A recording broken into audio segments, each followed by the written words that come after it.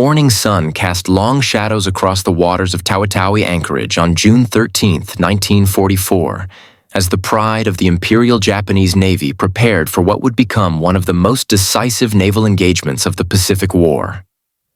Among the warships assembled in this remote corner of the southwestern Philippines, the aircraft carrier Shokaku stood as a testament to Japanese naval engineering and ambition.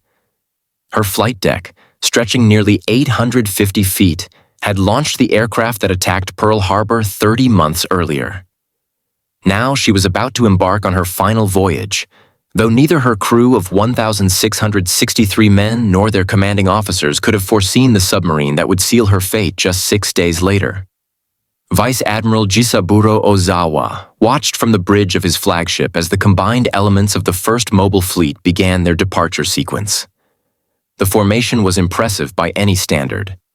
3 fleet carriers, including Shokaku and her sister ships Suikaku and Taiho, accompanied by an array of supporting vessels. The heavy cruisers Otago, Takao, Maya, and Chokai took their screening positions, while 13 destroyers formed a protective ring around the capital ships. This represented the last great concentration of Japanese carrier power in the Pacific, a force that had once dominated the ocean from Hawaii to the Indian Ocean. The fleet's departure from Tauitaui represented Japan's desperate gamble to reverse the tide of war that had turned decisively against them since Midway. The destination was the Mariana Islands, where American forces had begun their assault on Saipan.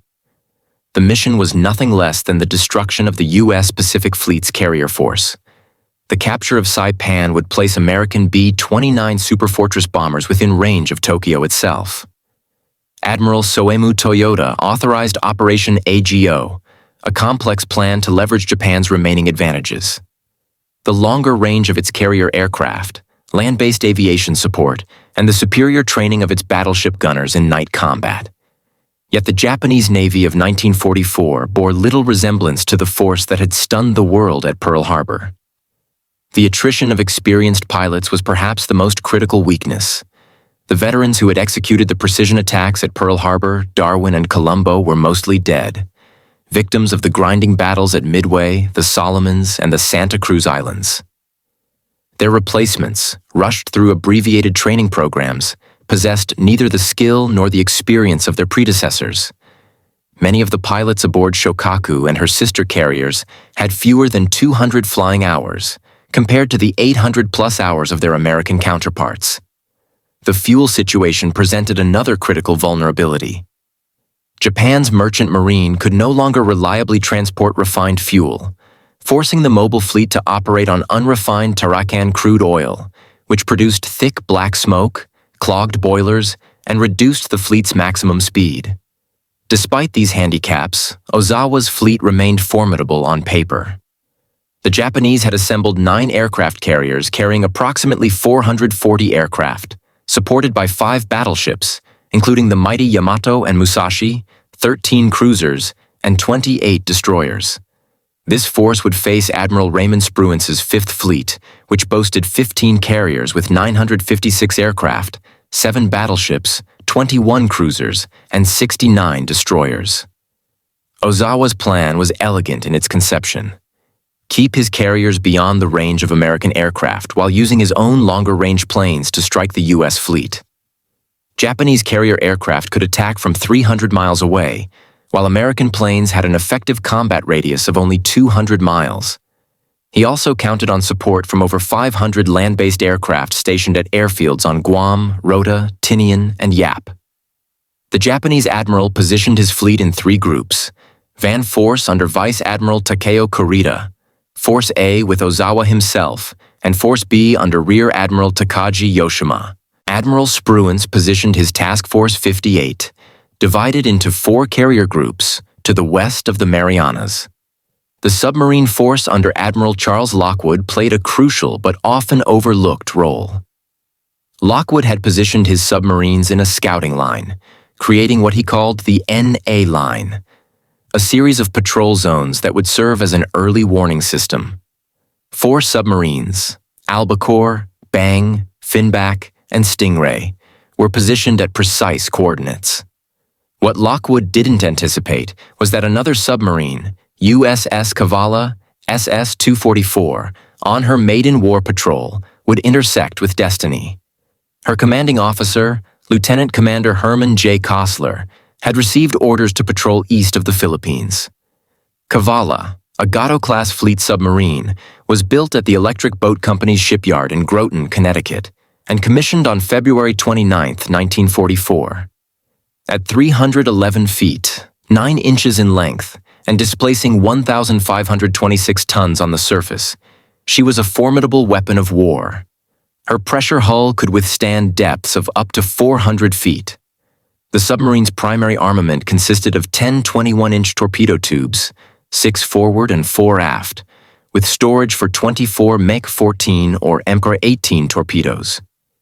Each Mark 14 carried a 643-pound Torpex warhead. The boat's technology included SJ surface search radar, up to 12 miles range, SD air search radar, and the Torpedo Data Computer, TDC, an electromechanical analog computer. Cavala's journey began on June 4, 1944, when she departed Midway Island for her maiden war patrol, assigned to interdict enemy shipping and gather intelligence in the waters east of the Philippines. The first days of the patrol proved uneventful, marked by the monotonous routine of submarine operations and a brief encounter with a typhoon. Then, on June 15th, the radio operator intercepted a contact report from USS Flying Fish, which had spotted a Japanese task force moving east at high speed. Kossler immediately ordered a course change to intercept, speeding toward the reported location. After abandoning the initial pursuit, the patrol continued. Just before midnight on June 16th, the SJ radar detected multiple contacts to the southwest, a convoy that Kossler pursued without success for 3 hours, missing the chance to attack fleet oilers supporting Ozawa's main force. The afternoon of June 17th brought new orders. Cavala was ordered to take position at 13 degrees 0 minutes north, 137 degrees 0 minutes east. At 1945 hours on June 17th, as Cavala raced toward her new position, the SJ radar operator reported a faint contact at 30,000 yards. More contacts soon followed, at least 7 large vessels moving at 19 knots on a base course of 045 degrees. Kossler had stumbled upon a major Japanese task force. Recognizing the strategic importance, Kossler made the harder choice: forego the attack and surface to transmit a contact report. At 21:45, Cavala surfaced and transmitted. Large enemy task force latitude 13 degrees north, longitude 136 degrees, 30 minutes east base, course 045 speed, 19 knots composition, at least 1 carrier, several battleships or cruisers, multiple destroyers. This was the first definitive report of the approaching Japanese carrier force, confirming American intelligence. Then, as dawn broke on June 19, 1944, Cavala found herself in an extraordinarily fortuitous position, directly in the path of Ozawa's main carrier force. At 10:48, the sound operator reported high-speed screws.